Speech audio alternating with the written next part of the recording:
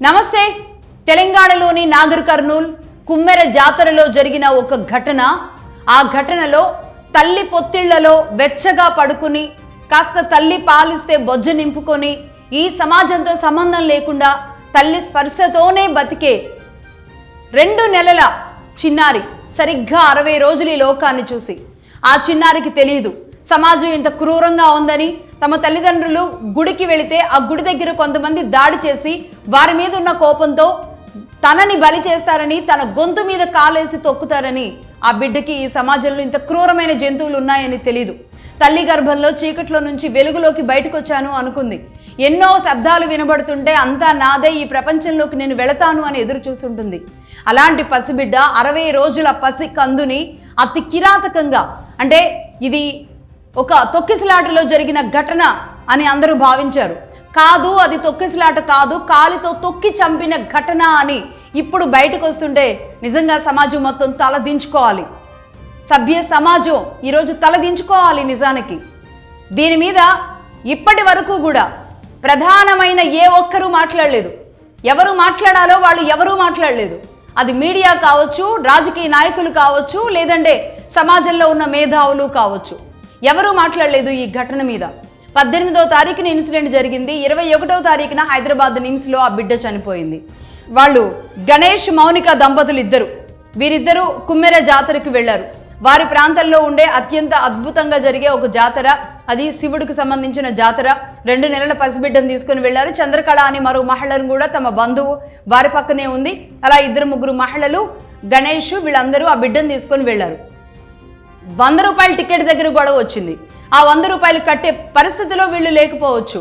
100 రూపాయలు ఇవ్వలేము అన్న కారణంగా మాట పెరిగి ఏకంగా ఆలయ నిర్వాహకుడు శ్రీనివాస్ రెడ్డి అన్న వ్యక్తి ఏకంగా వీరందరినీ తీసుకువెళ్ళి ఒక గదిలో పడేసి కొట్టాడు. అంటే ఎంత పైశాచికత్వం, ఎంత అరాచకం, ఎంత దుర్మార్గం.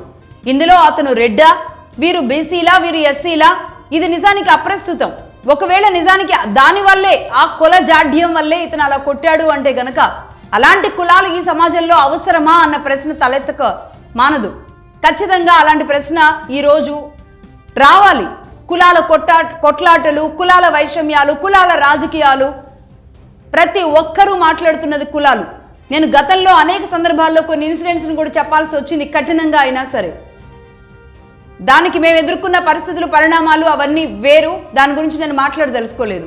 బట్ ఇదంతా ఆంధ్రప్రదేశ్లో, ఆ జాడ్యం అనేది ఆంధ్రప్రదేశ్లో ఉంది. కానీ తెలంగాణలో అది అంత లేదు, ఆ పరిస్థితుల్లో లేదు అనేది ఇన్నాళ్ళు మాట్లాడుకొని ఇన్నాళ్ళు సంతోషంగా ఉన్న పరిస్థితి దగ్గర నుంచి ఈరోజు ఒక కుల జాడ్యమే ఒక 2 నెలల పసికందుని తమ కాళ్ల కింద ఆ పసికందుని నలిమేసింది, చిదిమేసింది అన్న వార్త తెలిస్తే నిజంగా ఎక్కడున్నాము అన్నది అందరూ భయపడిపోతున్నారు. శ్రీనివాస్ రెడ్డి, అలాగే మధుసూదన్ రెడ్డి, శ్రీకాంత్ రెడ్డి, ఇలా వీరు మొత్తం 8 మంది రెడ్లు అంట. మరి వీరంతా ఎటు మాయమైపోయారు, ఎక్కడికి వెళ్ళిపోయారు అనే ప్రశ్న ఈరోజు సమాజం మొత్తం అడుగుతుంది. వాళ్ళు రెడ్లు కావచ్చు, వారు కమ్మవారు కావచ్చు, వారు వెలమవారు కావచ్చు, వాళ్ళు రాజులు కావచ్చు, ఇంకేదైనా సరే, ఏదైనా సరే, వాళ్ళు పెద్ద కులాలే కావచ్చు. కానీ ఇక్కడ మానవత అనే ఒక కులం ఉంది. దాన్ని మర్చిపోయి అవతలి వాళ్ళు అంటే ఈరోజు మాట్లాడుతున్నారు. ఆ రెడ్డి కులస్తుల వల్లే ఇలా జరిగింది అనేది ఓపెన్గా మాట్లాడేలాంటి పరిస్థితికి కారణమైంది ఒకే ఇన్సిడెంట్. నిజానికి ఇలాంటి అంటే అక్కడ 100 రూపాయల టికెట్, భగవంతుని చూడడానికి 100 రూపాయల టికెట్ దగ్గర సమస్య వస్తే చంటి బిడ్డను తీసుకొని వచ్చిన తల్లి పట్ల కాస్త అయినా సరే కనికరం చూపలేకపోయారా? బాలింతని, కడుపుతో ఉన్న అమ్మాయిని, బాలింతని, దాదాపుగా 6 నెలల వరకు పచ్చి బాలింతని ఎంత జాగ్రత్తగా చూస్తారు? అలా 2 నెలల పసికందును పట్టుకొని మెడకి, తలకి క్లాత్ కట్టుకొని వచ్చిన తల్లి పట్ల ఆలయ నిర్వాహకులు కనికరం చూపలేకపోయారా? ఒకవేళ 2 నెలలకి ఆలయ ప్రవేశం లేదు అని చెప్పాలి అనుకుంటే ఇంత కఠినంగా చెప్పాలా? మాట పెరిగేలాగా. అంటే సామాన్య జనాలకి ఆలయ నిర్వాహకులకి ఉన్న తేడా ఏంటి? మాట పెరిగితే మాత్రం వాళ్ళని కాల్తో తొక్కేసేలాంటి దుర్మార్గమైన చర్యకి, గదిలో పెట్టి కొట్టేసేలాంటి దుర్మార్గమైన చర్యకి ఎలా దిగుతారు? ఇదంతా ఒకేతైతే ఒక తీన్మార్ మల్లన్న ఆ ప్రాంతానికి వెళ్ళి తీన్మార్ మల్లన్న మాట్లాడే వరకు కూడా ఎందుకు ఎవరు అక్కడ స్పందించలేదు? ఒక సిఐ ఎందుకు స్పందించలేదు? ఏమైపోయింది పోలీస్ వ్యవస్థ అంతా కూడా? డిఎస్పీ ఎందుకు స్పందించలేదు? దాడి జరిగింది ఈ తల్లిదండ్రుల మీద, వీళ్ళ బంధువుల మీద. ఆ దాడి వీళ్ళందరినీ తీసుకువెళ్ళి ఒక గదిలో పడేసి కొట్టింది వీళ్ళు. అలాగే పోలీసుల దగ్గరికి వెళ్ళగానే కేసులు పెట్టింది కూడా ఎవరి మీదో తెలుసా? ఎవరు దెబ్బలు తిన్నారో వాళ్ళ మీదే కేసులు పెట్టారు. ఫస్ట్ కేసు ఫైల్ అయిన టైము, డేటు బాధితుల మీద పెట్టారు. ఆ తర్వాత తిన్మార్ మల్లన్న వీళ్ళందరూ వెళ్ళి మాట్లాడిన తర్వాత ఇప్పుడు ఈ ముగ్గురు మీద కేసు ఫైల్ అయింది. 302 BNS సెక్షన్ కింద, IPS సెక్షన్ 302 BNS అంటే ఇది మరణం, అంటే వీళ్ళు హత్య చేయడానికి ప్రయత్నించారు, హత్య కుట్ర అనే సెక్షన్ కింద కేసు నమోదైంది. ఇది కనుక ప్రూవ్ అయితే జీవిత ఖైదు కానీ మరణశిక్ష కానీ ఉంటుంది. అక్కడ ఏ సీసీ కెమెరాలు లేవా? అలాంటి మరి 100 రూపాయల టికెట్ లాంటిది ఏర్పాటు చేసిన ఒక జాతర అంటే అక్కడికి మరి గవర్నమెంట్ పకడ్బందీ చర్యలు తీసుకోలేదా? ఆలయ కమిటీలు లేదంటే దేవాదాయ శాఖలు ఏర్పాట్లు చేయలేదా? చంటి పిల్లలతో వచ్చిన వాళ్ళకి కనీసం ఫ్రీగా వాళ్ళకి క్యూ లైన్లు పెట్టలేదా? బాలింతలకి, చంటి పిల్లలతో వచ్చిన తల్లులకి లేదంటే వారి కుటుంబానికి, చిన్న పిల్లలకి, వృద్ధులకి ఇలాంటి వారికి ఒక సపరేట్ క్యూ లైన్ పెట్టలేదా? ఎన్ని తప్పులని ఈరోజు చూపిస్తుంది ఒక్క ఇన్సిడెంట్, ఎన్ని తప్పుల్ని, ఎన్ని అరాచకాలని చూపిస్తుంది. 100 రూపాయల టికెట్ పెట్టే అంత అతి పెద్ద క్రౌడ్ వచ్చేలాంటి పరిస్థితి ఉన్న జాతర అది. అంటే ఈ ఆలయ నిర్వాహకులు దోసుకుంటున్నట్టేగా. దాని మీద కూడా ఒక ఎంక్వైరీ జరగాలి కదా. దేవాదాయ శాఖ గ్రౌండ్లోకి దిగిందా? ఒక తల్లి ఈరోజు తన బిడ్డని 2 చేతులతో పట్టుకొని, నా బిడ్డ ఇలా ముద్దలాగా చనిపోయింది, 2 నెలల నా బిడ్డ ముద్దలాగా ఒక కట్టెలాగా మారిపోయి ఈరోజు తమ చేతుల్లో ఒక మూటలాగా మిగిలిపోయింది అన్న బాధని ఈరోజు సమాజం మొత్తాన్ని ఎక్కిరిస్తుంది. ఆ తల్లి చూపిస్తున్న ఆ మూట ఏదైతే ఉందో సమాజాన్ని సిగ్గుపడేలాగా చేస్తుంది, నాయకుల్ని, పాలకుల్ని, అందరినీ. ఎందుకంటే ఇది ఒక రాజకీయ రగడగా మారుతుంది. కులాల మధ్య తీసుకొస్తారు. సరే, ముఖ్యమంత్రి రేవంత్ రెడ్డి గారు రెడ్డి సామాజిక వర్గం అని, ఈ శ్రీనివాసరెడ్డి గారు అక్కడున్న ఎమ్మెల్యే ఎవరైతే ఉన్నారో ఆయన పేరేదో ఉంది, ఆ ఎమ్మెల్యే గారికి బంధువు అని, నాగర్ కర్నూలు రెడ్డి గారు ఎమ్మెల్యే రెడ్డి గారికి అక్కడున్న శ్రీనివాసరెడ్డి బంధువు అని, ఇదంతా మహబూబ్ నగర్ జిల్లాలో ఇదంతా రెడ్ల దౌర్జన్యం అని ఈరోజు బీఆర్ఎస్ పార్టీయో లేదంటే ఇంకొక నాయకులో మాట్లాడేలాంటి అవకాశం కల్పిస్తున్నది ఎవరు? ఇలాంటి ఘటనలు జరిగినప్పుడు నీ అనే తరతమ భేదాలు లేకుండా నిర్ణయం తీసుకోవాల్సింది పరిపాలనలో ఉన్నవాళ్ళు కాదా? రాజకీయ నాయకులు కాదా? ఎందుకు తీసుకోలేదు? ఈ రోజు వరకు రేవంత్ రెడ్డి గారు ఎందుకు స్పందించలేదు? మహిళా కమిషన్ చైర్పర్సన్ ఎందుకు స్పందించలేదు? సుమోటోగా తీసుకొని ఈరోజు హ్యూమన్ రైట్స్ కమిషన్ సుమోటోగా తీసుకొని కేసు ఫైల్ చేస్తే తప్ప ఎందుకు ఎవరు ఇప్పటి వరకు నాయకులు ఎందుకు స్పందించలేదు? ఇంతకుముందే పొన్నాల లక్ష్మయ్య గారు లాంటి వాళ్ళు మాట్లాడినట్టున్నారు, వాళ్ళు శిక్షార్హులే అని. శిక్షార్హులే కాదు, ఇలాంటి వాళ్ళని నడి రోడ్డు మీద నించోబెట్టి ఏం చేయాలి? ఇంత దుర్మార్గమైన చర్యలకు పాల్పడితే ఆ బిడ్డని కాలుతో తన్నేసినప్పుడు ఆ తల్లి తన పొత్తిళ్లలో, అంటే అంత గలాట జరుగుతున్నప్పుడు కూడా తన బిడ్డని ఆ తల్లి అసలు వదలనకుండా ఎంత గట్టిగా పట్టుకొని ఉంటుందో, అలాంటి గట్టిగా పట్టుకున్న బిడ్డ కూడా నేల మీద పడిపోయి, నేల మీద పడిన బిడ్డని చూసైనా సరే కనికరించకుండా కాలుతో తన్నారు అని చెబుతుంటే, ఆ కాలుతో తన్నిన బిడ్డ గోడ దాకా వెళ్ళి గుద్దుకొని చనిపోయింది అంటే అప్పటికప్పుడే ప్రాణం పోయిందా? 3 రోజుల తర్వాత ప్రాణం పోయిందా? స్పృహ కోల్పోయిందా? మొత్తానికైతే వీరందరి క్రూరత్వానికి బలైపోయింది ఆ బిడ్డ. ఆ బిడ్డ ప్రాణాలు ఎవరు వెనక్కి తీసుకురాలేరు. కానీ ఇలాంటి ఘటనలు జరగకుండా ఉండాలంటే రాష్ట్ర ప్రభుత్వం తగు చర్యలు తీసుకోవాల్సిన అవసరం ఉంది. పేదవాళ్ళు, అందుకే నిజానికి ఇది ఒక కఠినమైన మాట మనం మాట్లాడుతున్నాను. ఈరోజు బీసీలు, ఎస్సీలు లేదంటే దళితులుగా చూస్తూనో, బహుజనులుగా భావిస్తూనో ఇలాంటి వాళ్ళందరినీ ఇలాంటి దుర్మార్గమైన చర్యలు గతంలో జరిగాయి అన్న కారణంగానే కాదా ఈరోజు ఒక మతం అనేది విచ్చలవిడిగా వెరితలలు వేసేలాగా వెళ్ళింది? ఈరోజు ఇంకొక మతం పెరగడానికి అవకాశం ఇచ్చింది ఇలాంటి సంఘటనలు కాదా గతంలో? చరిత్ర మనకు చెబుతున్న పాఠాలు ఏంటి? చరిత్ర చూసి మనం నేర్చుకోవాల్సిన పాఠాలు ఏంటి? అందుకే మగధా న్యూస్ ఏది మాట్లాడినా కనీసం ఒక 1000 ఏళ్ళు, 100 ఏళ్ళు, 200 ఏళ్ళు వెనక్కి తీసుకెళ్ళి నేను మాట్లాడుతున్నాను. చరిత్ర తెలియాలి. చరిత్ర తెలిస్తేనే మనకి భవిష్యత్ ఏంటి, ప్రస్తుతానికి ఉన్న వర్తమానం ఏంటి, చరిత్రని బట్టే వర్తమానంలో మన జీవిత అడుగులు అనేవి పడుతూ ఉంటాయి. కాబట్టి చరిత్ర తెలియాల్సిన అవసరం ఉంది. ఈరోజు చరిత్రను వదిలిపెట్టేసి మళ్ళీ ఇదే క్రూరత్వంగా, అమానుషంగా, అనాగరికంగా ప్రవర్తిస్తాము అంటే గనక జరిగేది ఏంటి? ఒక మతం మీద విద్వేషం పెంచుతున్నారు ఇలాంటి ఘటనలతో. ఒక మతాన్ని బూచిగా చేస్తున్నారు.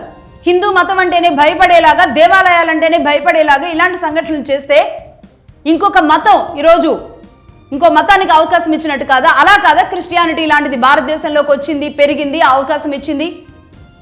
నిజంగా దుర్మార్గమైన చర్య. దీని మీద ప్రభుత్వం మాట్లాడాల్సిన అవసరం ఉంది.